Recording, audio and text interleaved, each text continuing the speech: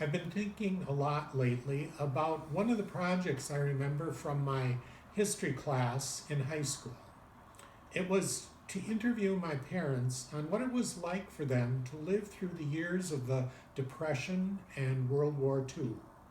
What I learned from what they shared was that it was a time when the whole country worked together to get through those very hard times. During the war, many products were rationed, and there was a limited supply of resources like rubber for tires and gasoline for cars. Everyone had to make sacrifices in order to get through those days. People took care of one another and reached out to their neighbors who were struggling. They made great sacrifices for the country and for their neighbors. It seems like we've lost a sense of what sacrifice means in our lives.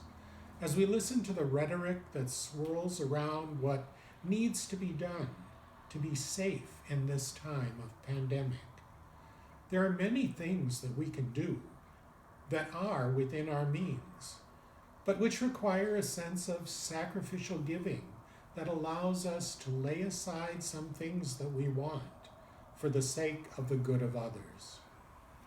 In the message from our synod, Bishop Joy writes, "Anxiety, grief, and loss are very prevalent, and we grow weary when we don't know when this will end. However, right now we're being called to love our neighbors, stay the path, and stay home."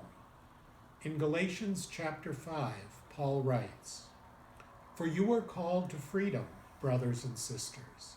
Only do not use your freedom as an opportunity for self-indulgence, but through love become slaves to one another. For the whole law is summed up in a single commandment: you shall love your neighbor as yourself."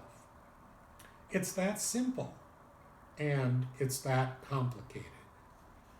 Her words ring true in so many of the arenas of our lives today. Many of us have been caught in a bubble of our own self-interest and can't seem to break out of it. The thought of giving up something, even for a relatively short period of time, has become too great a sacrifice for many and caused very deep divisions. Are we so obsessed with instant gratification that we can't conceive of putting some desire we have off for even a short time? We know we will get to the point when we can eventually be together again, if we are vigilant and cautious in our lives. As we wait for a vaccine, we need to care for one another by living sacrificially in our lives.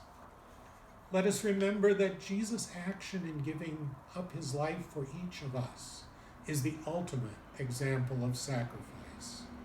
Jesus says in John 10, "I am the good shepherd. The good shepherd lays down his life for the sheep." And in John 15, "This is my commandment, that you love one another as I have loved you. No one has greater love than this, to lay down one's life for one's friends."